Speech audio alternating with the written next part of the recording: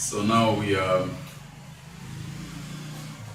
in this second then worldview. Now what I've done is to cluster lots of different shades of worldviews under three big heads. And in those big heads, I'm also trying to create distinctions. Now that may be something you find unique to the way we deliver these lectures and the course here at Wisdom Training Center. It may not necessarily be the same everywhere else. But I think this helps us because what we're trying to do here is to bring knowledge which is not abstract. You understand the word abstract? Knowledge that is not practical. It's theoretical. That's an abstract knowledge.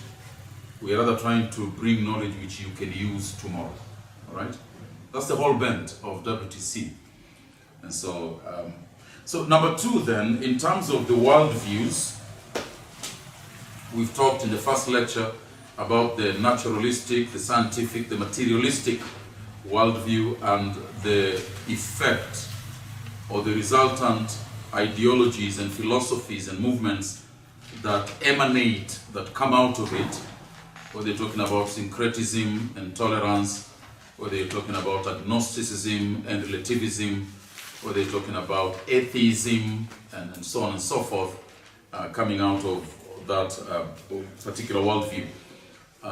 You find those really affecting much of the West and the Far East, but as I've shown you then, with regard to syncretism, and you find an African setup there as well, being one of those that come under that influence. Now, secondly then, we have this broad worldview that I'm referring to as mystical worldview. Mystical worldview. Mystical worldview. You could talk of mysticism. Mystical worldview. We also call it animist or animistic. Animistic worldview. Animistic worldview. Animistic worldview. A-N-I-M-I-S-T-I-C. Animistic. But we also call it a spiritualistic worldview. Spiritualistic. A spiritist worldview.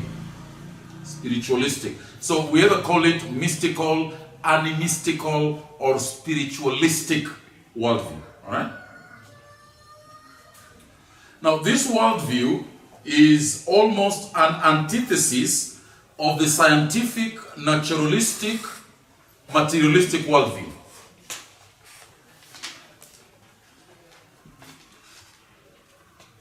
In the naturalistic, materialistic, scientific worldview, everything can and should be explained on the basis of empirical evidence. Is that correct? What we see, what we hear, what we touch, what we smell, what we taste. Something that can yield under experimentation. The animistic, mystical, spiritualistic worldview tends to go the opposite direction. That everything can and should be explained not from those five senses, but from something outside of those five senses.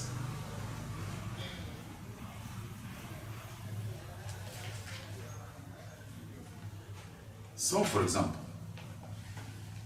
if you have a problem, say, with poverty,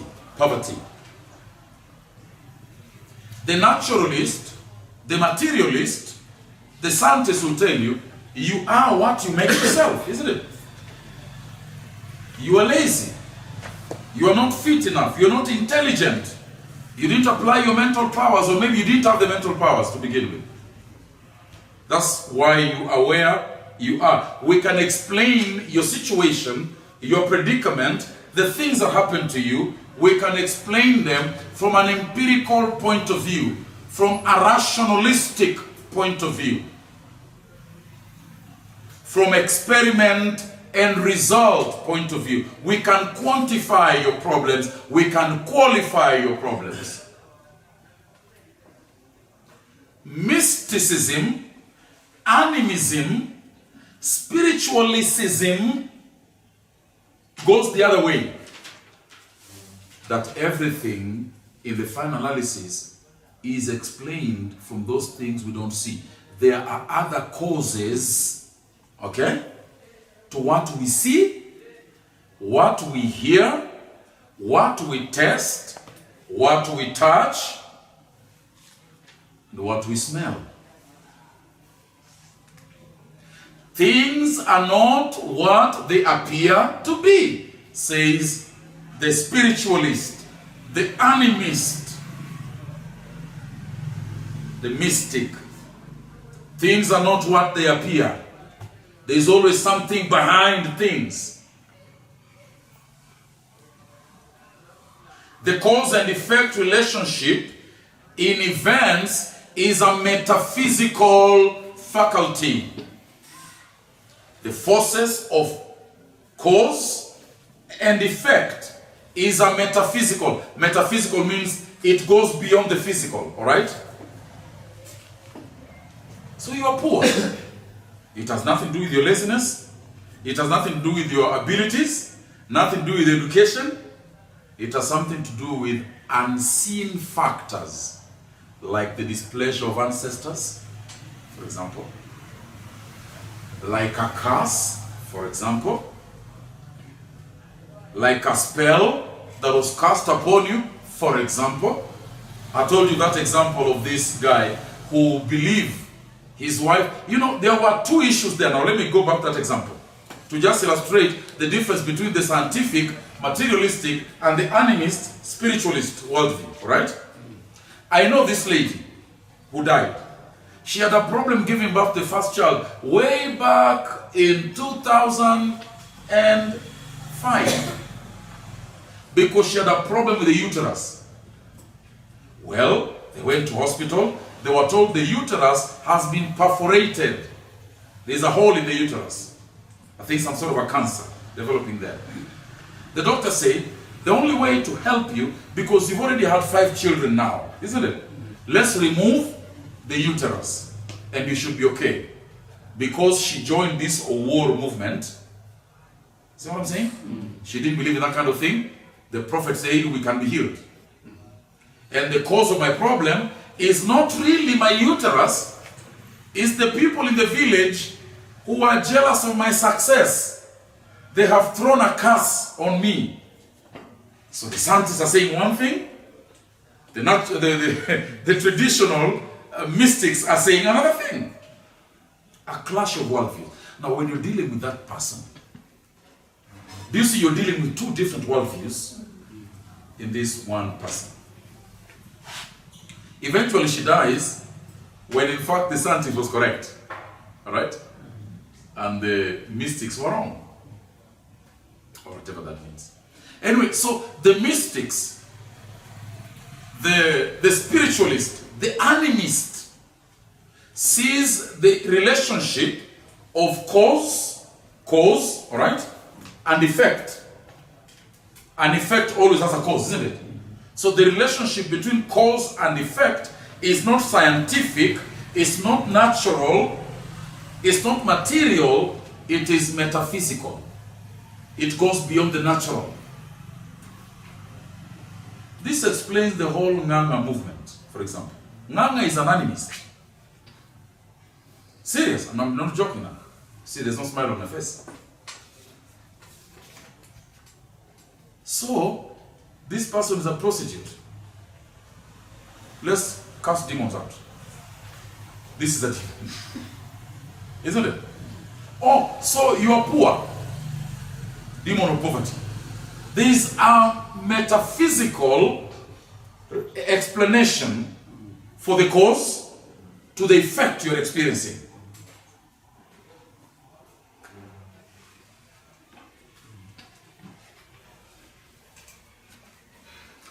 So I'm not giving birth, I'm barren, for example. That is not my problem. The problem is not in my uterus, not in my fallopian tubes, really, that's not the issue. The problem is not my sperm count, that's not the issue. No. The problem is elsewhere. There is an aunt who died barren, who doesn't want you to have children. And so we need to confront that auntie by spiritual warfare. Can you see the point? It's a worldview. It's a worldview. You know, there is something they are calling the caste system in India and other places, I think. Indians have that worldview that somehow some people are born in the lower caste, and whatever they do, they can never become anything, and they've accepted it. So in India, you find there are Indians who will always be working as housemaids, no matter what. They've been convinced that this is where we are. This is how we are made. And then there are those born in the higher caste. Even if they are stupid, they will be the rulers. It's a caste system. They see the relationship between cause and effect as being outside the natural realm. And you have got to be careful, especially with your own life, and also when dealing with other people in terms of counseling and Christian messaging. Because you might fall into this trap of seeing a demon in every problem, of seeing a curse in every situation. Well, sometimes just ask the person, have you seen a doctor about this issue? Have you seen a doctor? What did the doctor say? Did you find a second opinion? All right? What did the second opinion say? Because sometimes, by the way, the problem is so simple. So simple. Yet you put this person here with a lot of mystical analysis, you know, spiritual mapping. Let us find out your ancestry. What do your grandfather do?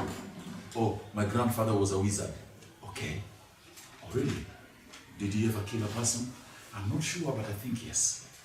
Oh. Now we begin to understand why you have anger issues. You're beginning to understand why you're always angry. And talk to me a little about your mother's side. Was there somebody who was very angry? And maybe this brother is a Kisi, for example.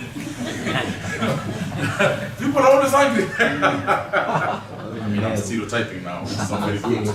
Yeah, no, not very good. You know, these are nurture. If I grew up in a family where my father was always angry, I'll tend to be an angry person. That's the way I know how to deal with things. Because remember, our children may never hear what we say, but they will always follow what we do. I used to beat my wife. Well, my son thinks this is the way a man of the house behaves, isn't it? When your family is going out of line, use the fist. There's no demon there. It's what he learned by seeing and hearing, observation. Then that information became a stronghold. That's what he believes. Women are to be beaten so that they can be brought into line, for example. You see the point? So I've got to know that sometimes it is not mystical. It is what they... So again, the last question we ended with, how far do we take psychological therapy? If at all, isn't it? Because there's space for it as well. There are some things which we've seen, we've learned them by observation. A spiritualist thinks differently. Now, having explained what mysticism and animism and spiritualism is all about, I want us to investigate about 4 things that we find arising from that kind of a worldview.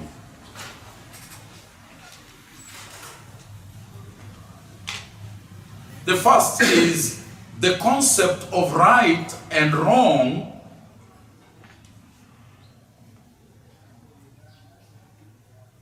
is seen in the lens of what pleases those metaphysical forces. The concept of right and wrong is seen from the lens of what pleases or displeases those metaphysical forces, those supernatural forces. The other word for metaphysical is supernatural, okay? So if that word is hard for you, just substitute it with the word supernatural. Beyond the natural. For example, if there is no rain for a long period of time, what does the African traditionalist think? Come on, talk to me now. God is angry with people, but is that really it? No, I don't. You're speaking like a Christian. They are gods. Well, they don't say they're gods. Let's be honest. Let's be fair. They don't say they're gods. God. The spirits. The spirits. Ancestors. Thank you. Ancestors. That's the way an African man thinks, isn't it? So you're thinking like a Christian, you see. Because in terms of African worldview, all right? In terms of an African worldview, there is a higher existence. The higher, some would even say, a higher being, which is God, right? And then there's the lower existence. Can we see God? No. But then there's the lower existence, the dualism of the African belief. The higher and the lower. The lower is this which we can see, the material world. But the African man has a bridge between the lower and the higher. So there's this tertiary, intermediary level, which is inhabited by spirits of ancestors, evil spirits, good spirits, angels, demons. Okay? What we know as the concept of the living dead. You ever heard of that? The living dead. The dead ones who are still interacting with the living. They are in this middle. And so they become, as it were, the conductors, the conveyors, the bridge between the lower and the higher. Well, because our ancestors have died, they have become spirits.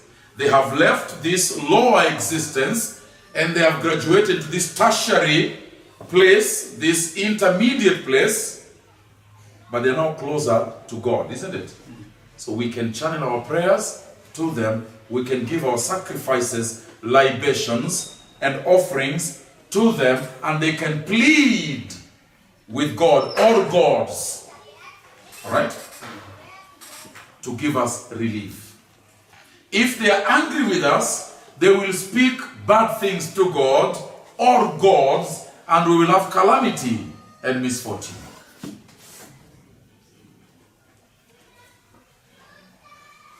So that in terms of right and wrong is not seen with regard to the law of God.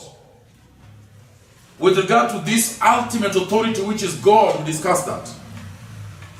Right and wrong becomes functions of how we relate to this intermediate level here.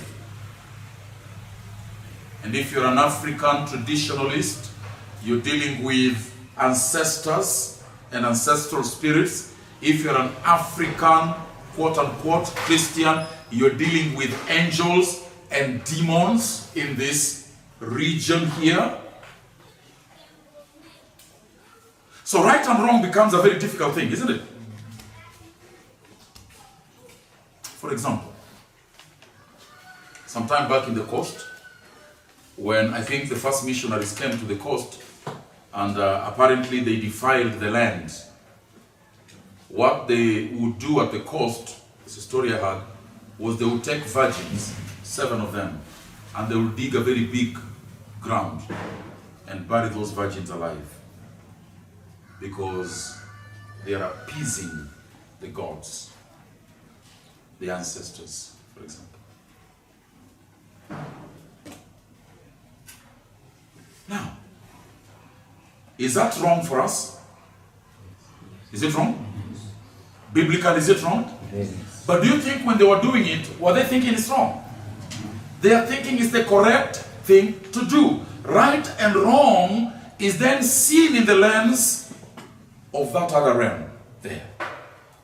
What displeases or pleases them. Number 2 then, very quickly. You have this firm belief in this kind of worldview that choices have consequences. Choices have consequences.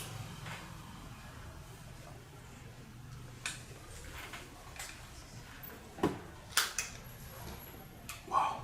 Choices have consequences. What I mean there is issues like illnesses, sicknesses, plagues, death, natural calamities are a result of the choices we make.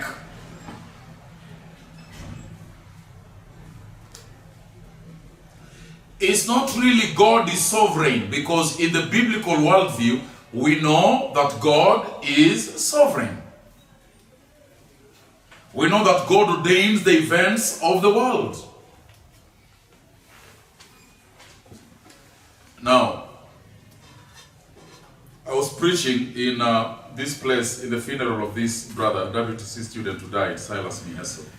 And I did mention then that God was with him when he was leaving his house. God was with him when he was crashing into that vehicle. God was with him when he was going to the hospital. God was with him when he was dying. Yet God let him die. No, the mystic, the spiritualist, the animist says, no. That was a choice he made. In fact, Silas here will tell you that as we were sitting with other students around me and having lunch after we had preached in this funeral, one of the students said, interestingly, that what this Satan does is sometimes when you lose holiness a little bit, when you let down your guard, Satan comes in very quickly. And so, again, you see, it's choices that we make have consequences. And I remember we were correcting him in that one there. So the whole blessing and curse motif, curses and blessings, is a result of this. The choices we make, the lives we live. You will reap what you plant. Well, to an extent, there's a truth in that, isn't it? But not totally. Because good men die in accidents. Bad men live very long. That happens. In fact, we have a saying in my vernacular that bad men somehow survive. They just don't die. You want them to die, but they don't die. Good people die. Anyway, we believe that in terms of the biblical worldview, that the sovereignty of God is sovereign over life. God decides what happens in life. No, this one says choices have consequences. It's all depending on what we do. But number 3,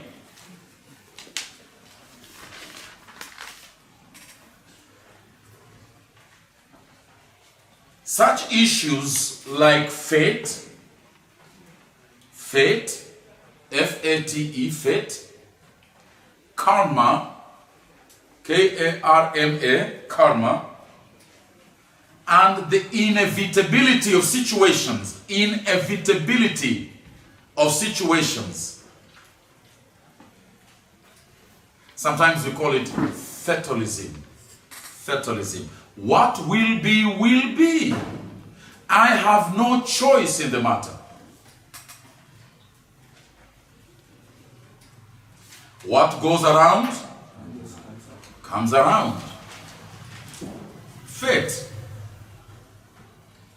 Our lives are in the hands of the spirits and the gods. If they decide we live, we live. They decide we die, we die. This is the whole basis of the caste system in India. That decision has been made by the gods. I'm fated. This is my karma. I'll be poor and destitute. There's nothing I can do about it. You don't even try now. Because this is your karma. This is your fate. And usually they say, again, because they believe in choices of consequences, they believe in another life. You may have done wrong.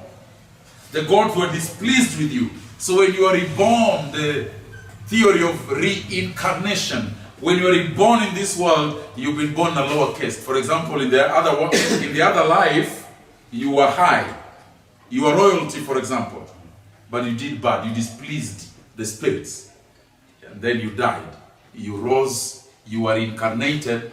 Now in a lower caste.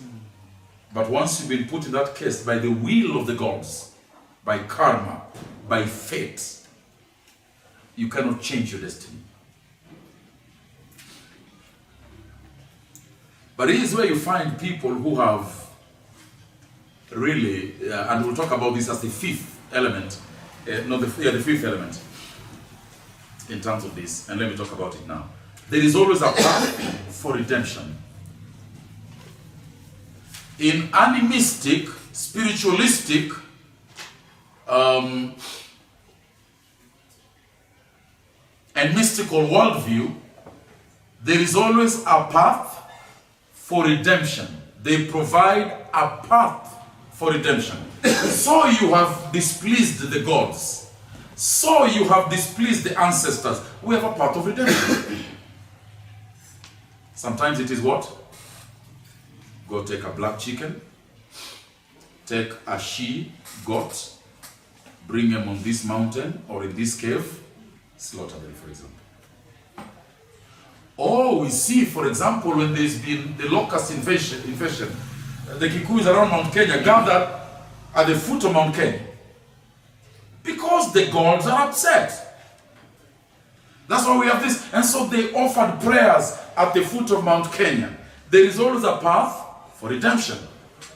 Among the Luos, if there is a calamity, there is a problem, they will go at the foot of Gotramogi or the Kitmikai stones. And there they will offer their libations and sacrifices. A path for redemption. Well, you can change your destiny if you follow the path of redemption. You can turn a curse into a blessing if you follow the path for redemption. Now, most of the word of faith theology is really mystic, animistic, because they provide these paths for redemption. Whether it's about giving a seed offering, or whether it's about going to pray in the mountain for how many days, or whether it's about this and the other thing, whether it's about going back to your past and cancelling ancestral ties. You know, what do we say? Vunja, kataa yale mahusiano ya, Vunja misingi. Vunja misingi. Destroy the altars. This is a path for redemption. You're going to be redeemed. You're going to be brought back to a place where it's all okay now. This is the thinking you have. Sometimes it is baptized in Christian language, but it is simply animistic. Path for redemption. Now, fifth then, and this is quite interesting, what animistic, spiritualistic, and mystical worldview results in is a highly regulated religion of works. A highly regulated religion or ethics of works.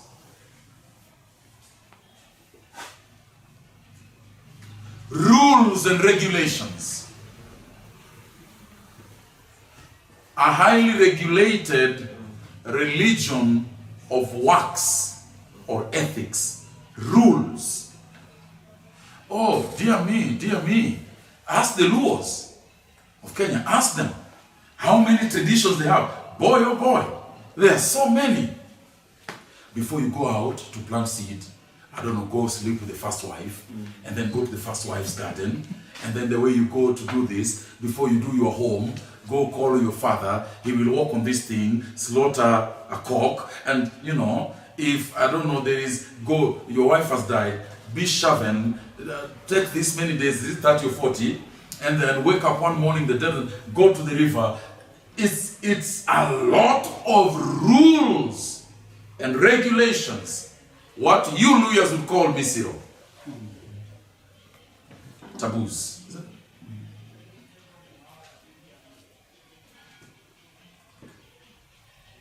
That results from this kind of worldview.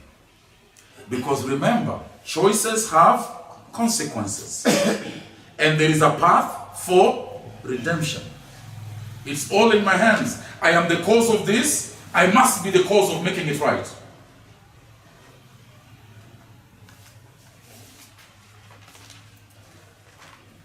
Go take this plant, manyasi they say, yeah? Do this, drink it together as a family, do the other thing. Because that's the path for redemption, to undo the mistake or a curse that was placed on you. So there is a path for redemption. A path for redemption. So then it develops a highly regulated religion of rules and ethics. Very highly regulated. People are always watching what they say, what they eat, where they go, who they meet, how they sleep, who they marry. It's terrible. It's terrible.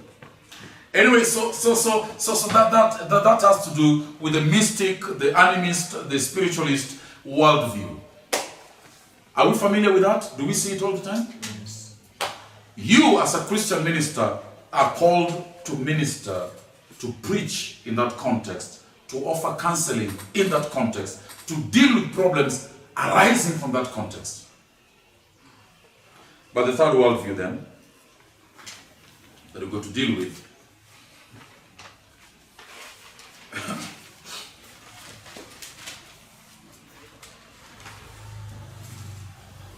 and we'll finish here for today, is what I'm calling the modern,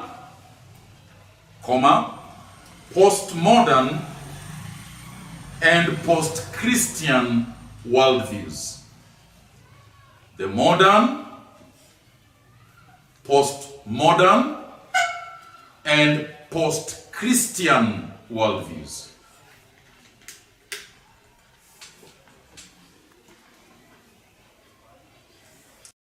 The postmodern and modern and the post-Christian worldviews.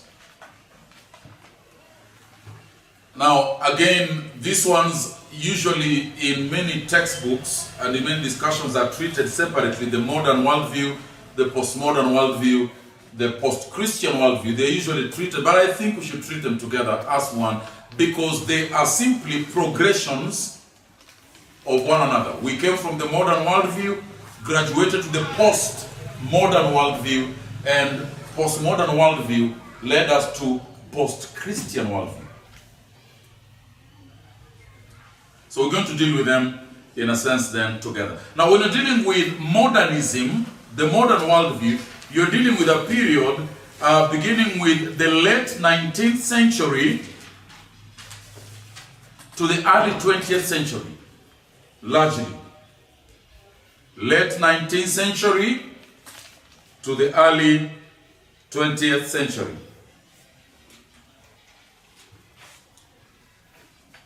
Now there's a lot to say here, which we don't have time to talk about, but two words are important when you're dealing with the modern worldview. Two words are important. One, science. Two, reason. Those two are important when you're dealing with a modern worldview. That's a period beginning with the late 19th century. This is 18 something, all right? And the early 20th century. Now, of course, when you're dealing with the 19th century, you're dealing with the century of the Industrial Revolution, are you not? The discovery of the steam engine. We now had locomotives that are not pushed by man, but by something independent of man. Technology has gone up. The agrarian revolution, mechanization of agriculture has come to us. Then the early 20th century brought the discovery of electricity, for example. Atomic science. The first aeroplanes by the Wright brothers in 1901. Are you familiar with this kind of thing? So basically man is a master of his own destiny. What has helped him? Science and reason. So listen, if it doesn't fit science and it doesn't make sense to reason, sorry, the modern man says, I can't go with that. For example, in the Bible we read, Sharon, that Jesus walked on water.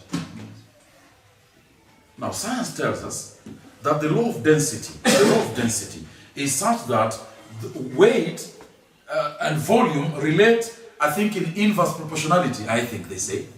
I'm not sure I'm getting that correct. But the layman's language is, if you have something weighty put in water, it will sink.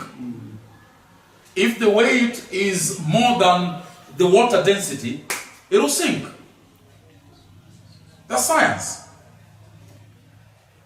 You're telling me Jesus walked on water. Was he lighter than water? So the two words in terms of the modern thinking is science and reason. Okay, the Christian teaching is this. There is but one God, the Trinity, who eternally and necessarily exists in three distinct persons. Distinct persons. They are not one. They are distinct. The Father, the Son, and the Holy Spirit. Each of these persons is fully God. Yet not three gods, but one God. 1 equals 3, 3 equals 1. How does that make sense? The modern man says, excuse me, I have no time for such business. Are you following what I'm saying?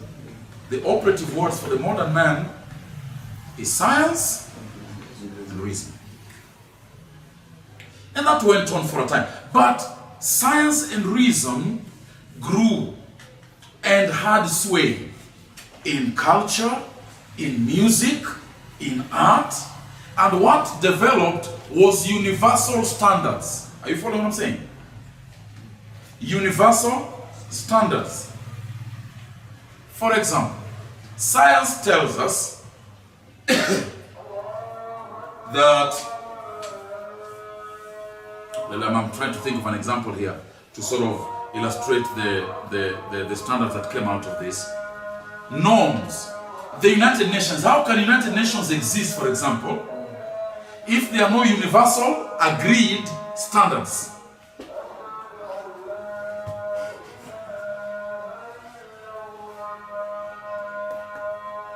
The United Nations, Kenya is part of the UN, yes?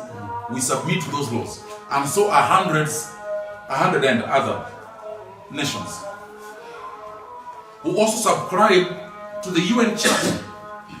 It's because there are certain principles that we think apply to everybody, everywhere.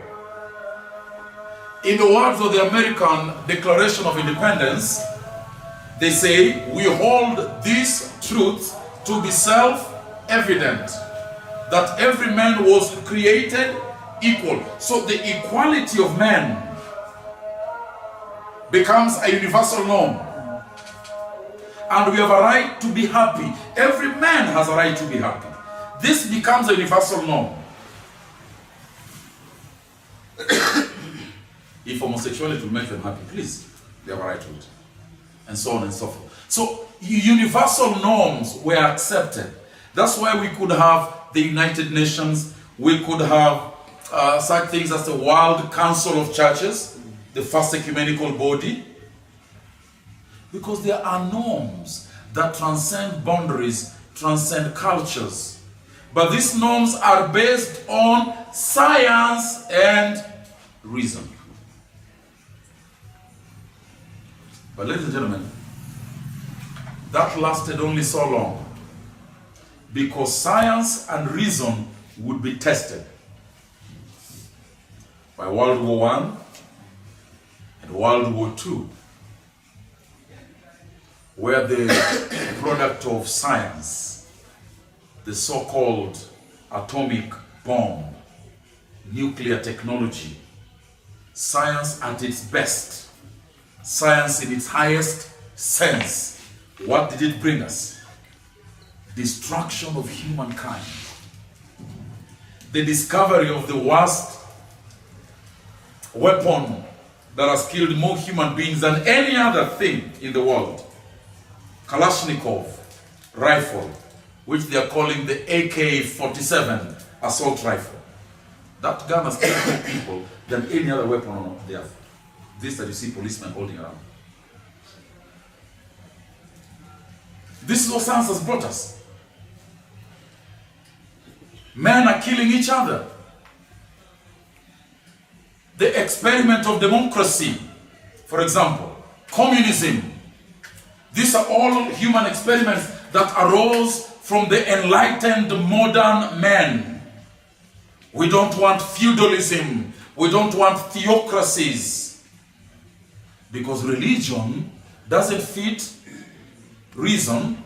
Religion doesn't concur, agree, fit with science. We must put it aside. In fact, religion is the enemy of progress. Man can be much more but religion. Ladies and gentlemen, after the wars and the depression of the 1940s and the 1950s, it became clear that science and reason had not given man the utopia he thought it would give him. Has not given him the result. Utopia is this wonderful land of happiness and fulfillment. We call that in English utopia, okay? No utopia has not come. And people began to question science itself. They began to question reason itself. Well. These rules that you are, because America says we can have atomic bombs.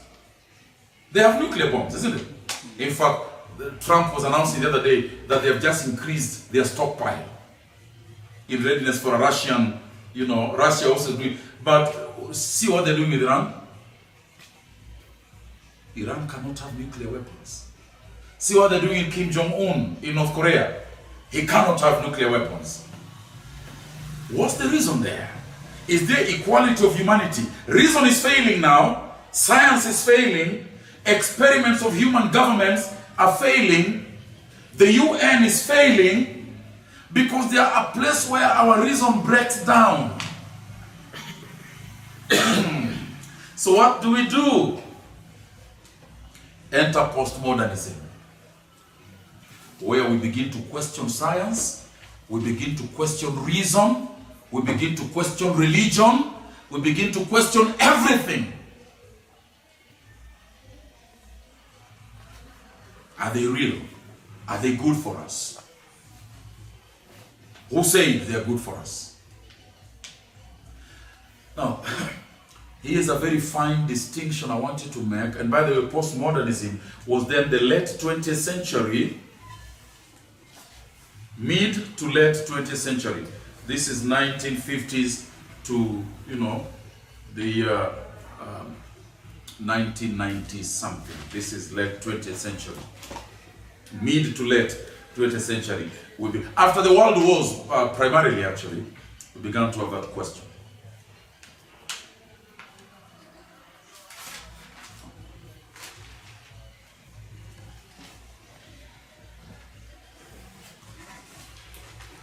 So, modernism resulted in universal norms and standards, isn't it? We are all guided by these rules, which science and reason has given to us. But now we are questioning science and we are questioning reason. Because science itself will stand on its head. Some things science said found out not to be true, and so on and so forth. Human experiments have collapsed. World wars have come. Democracies and socialism hasn't resulted in the utopia that we're looking for. So we are questioning everything. Now, instead of the norms and established rules, the standard went back to the individual. There are no rules, there are no standards. The individual is the rule, the individual is the standard. Postmodernism. What makes sense to me? What is good for me may not be good for the country. This is what we're calling egalitarian society. Individual rights and freedoms. There is no rule now. Every man for himself. So then what postmodernism resulted in is that there is no absolute truth. Truth is an illusion, they say. Your truth is not my truth, so don't put it on me. Truth and error are synonymous. No? What is fact today may be false tomorrow, for example. What science says today may be refuted tomorrow. So we cannot live our lives with so-called facts and truths. They keep changing. So let the individual decide his life as he goes along.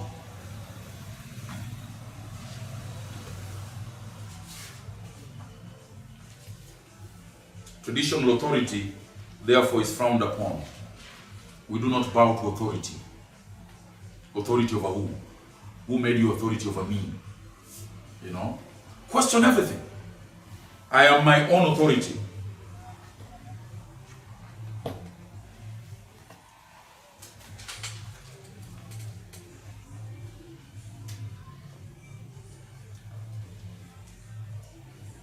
And so on and so forth. Morality then is personal. Morality is personal. What is moral to you may not be moral to me. Globalization. The idea that all religions are valid if it works for you. If it doesn't work for you, it works for me. Liberal ethics. Of course, we've talked about liberalism. Environmentalists, and so on and so forth. But the last one, the modern, postmodern, post-Christian, is where Christianity in fact is viewed not just as one of the tolerable religions, but as an enemy of humanity.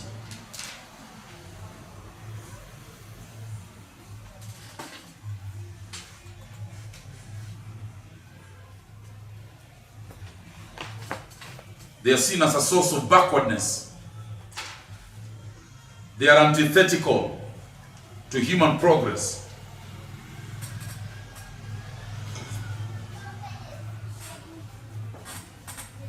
You talk about the Bible, people look at you as, which world did you come from?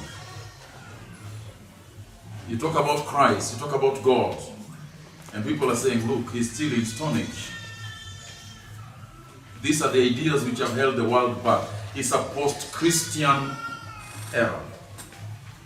Not only is Christianity looked at as one of the many valid religions, it is now then being singled out as the religion that is against humanity. and is to be put down. This is a very active thing in the USA. This is a very active thing in Europe. Christianity. If you've watched Mr. Richard Dawkins' The God Delusion, I've watched that documentary. It's a horrible documentary. He's literally fighting Christianity, and he's saying it is the cause of world problems. So not just that Christianity now is one of the many religions now. No, it is an enemy to be fought and to be put down. We're talking about a post-Christian worldview and era and culture. Now, we will stop there for today. When we come back tomorrow, I want us to deal with the Christian biblical worldview, which we have touched upon before in one of the lectures, but we will touch upon it again just very shortly.